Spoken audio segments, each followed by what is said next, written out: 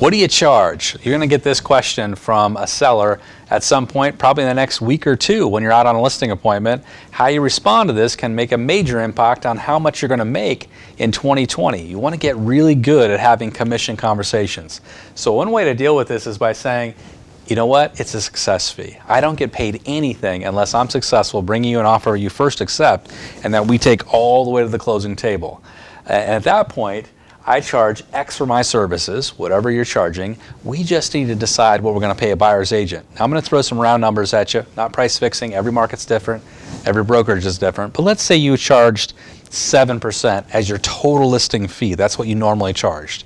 And in that case, I might say, hey, I charge 3.5% for my listing services. We just need to decide what you'd like to pay the buyer's agent, and you have that conversation. You see, sometimes when we pay the buyer's agent 3.5%, that would be very competitive with what a lot of people are charging in the market, but we might want to go a little higher than that. Maybe we want to go to 4% or 5% to really incentivize them to put your listing at the top of the search list. Your call, you're the decision maker, but something to think about. Another way to have this conversation is you might say, hey, I charge between X and X. Let's say between 5 and 10%, or between 6 and 7%, between 5 and 8%. You pick the numbers, right? And then you say, and you get to choose with your brokerage's permission, and you get to choose.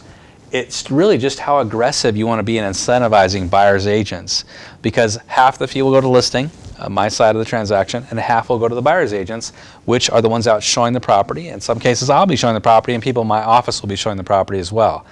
And here's an example of that. If I said between 5 and 7%, it's just how much we want to incentivize the buyer's agent. Where do you think most sellers end up at? They end up right dead center at 6%. What a great way to have this conversation. Remember, it's about how you frame up the conversation, which is where you're going to end up landing in a lot of cases. Sometimes, of course, you're going to get this. Some people will say, well, yeah, but X company, XYZ, my competitor out there, will do it for less.